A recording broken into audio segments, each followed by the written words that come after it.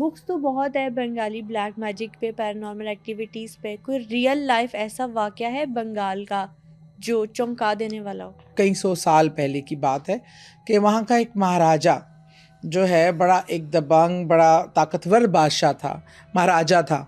और वो अपनी मतलब वो इस चीज़ में उसका इंटरेस्ट तांत्रिक मांत्रिक में और बहुत था। उसके दरबार में बहुत काला जादू करने वाले भी मौजूद रहते थे।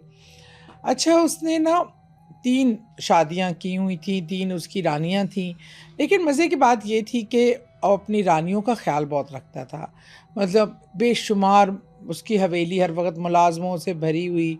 जो एक मतलब रानी है ना, वो ऐसे करके गिलास भी खुद नहीं उठाती थी। इतने उसके एक फ़ौज रहती थी हुँ। मुलाज़मीन की, और वो बड़े ठीक-ठाक तरीके से अपनी सल्तनत चला रहा था और चीज़ें सही चल रही थीं।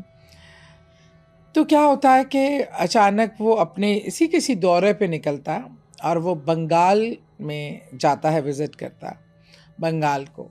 और बंगाल में वो कहीं जा रहा होता है, किसी मुख्तलिफ़ चीज़ों को विज़िट कर रहा होता है। तो एक दिन इस विज़िट के दौरान वो एक इंतहाई हसीन और ख़ूबसूरत दोशीज़ा को देखता है। अब वो देखते ही ना, एक होता है ना जो लव एट फर्स्ट साइट, उसको देखते ही ना वो एक अजीब किस्म की उस लड़की की आंखों की चमक होती है कि वो उसका असीर ही हो जाता है।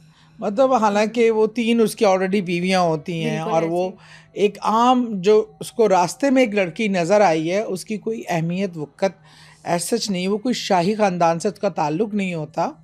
वो रैंडमली उसको उस विज़िट के दौरान आम पब्लिक में देखता है। फिर वो अपने कुछ लोग डरवाता है कि पता करो ये कौन है। ठीक है, अब वो जब उसके बारे में पता किया जाता है, तो उस लड़की का नाम होता है नागवली। नागवली, जो वहाँ हुँ। का ये लैंग्वेज नागवली उस लड़की का नाम था। और पता चला कि ना सिर्फ़ वो सिर्फ़ इतनी हसीन है, उससे ज़्यादा खूबसूरत रक़ासा भी है।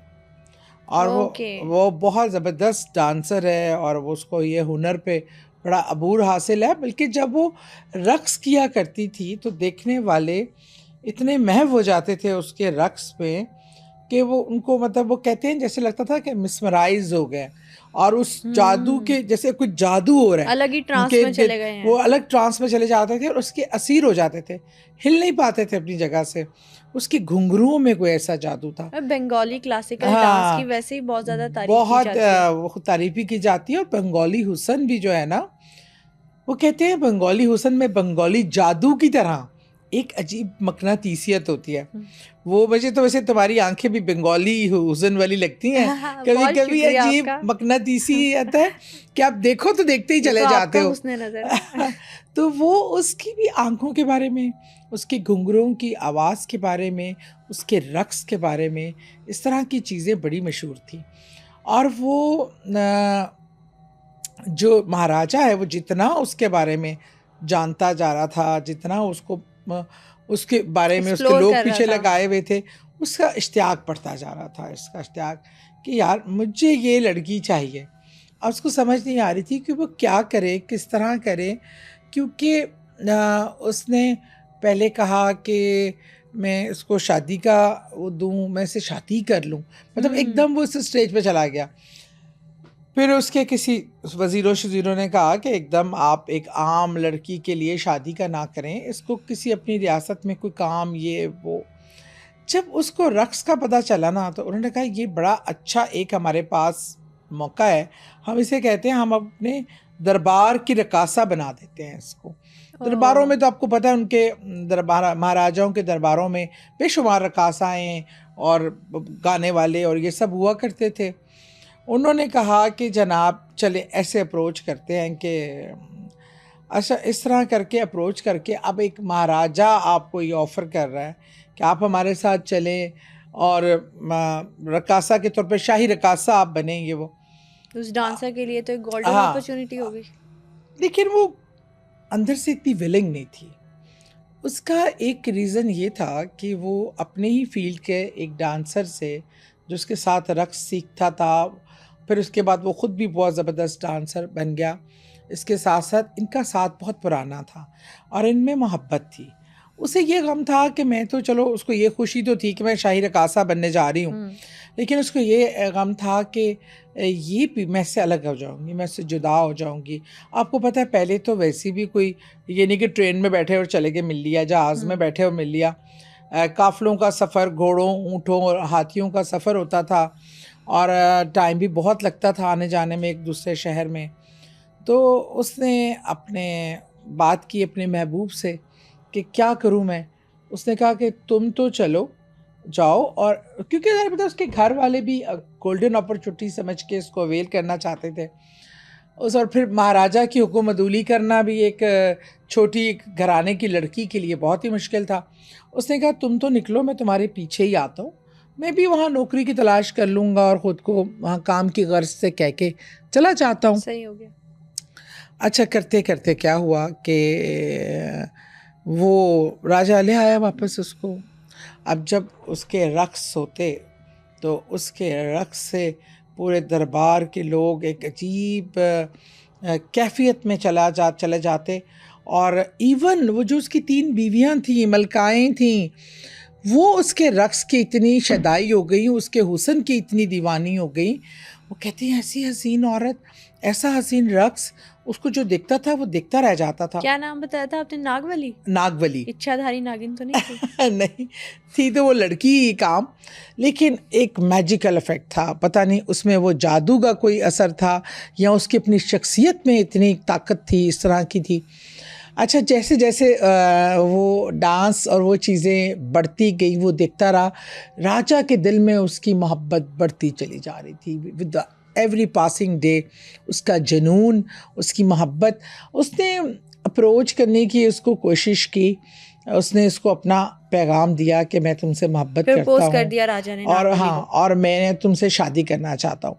अच्छा, उसने ये पहले हिडन पैगाम दिया, सिर्फ 1 to 1 उसको, जिस पे उसने टाल दिया उस टाइम, मतलब स्ट्रेट अवे इनकार नहीं किया, लेकिन इनकार जैसा टाल दिया। अब बादशाह ज़रा और उसकी ईगो भी हर्ट हुई कि ये तो कमाल है, भी मुझे इसने इनकार कर दिया। अब वो उस लड़की मजबूर थी दिल के हाथों, क्योंकि वो अपने उस महबूब से, वो दोनों एक दूसरे से बहुत प्यार करते थे, तो वो उसको मिलने भी आता था, छुप छुपा के वो मिलते मिलाते भी थे।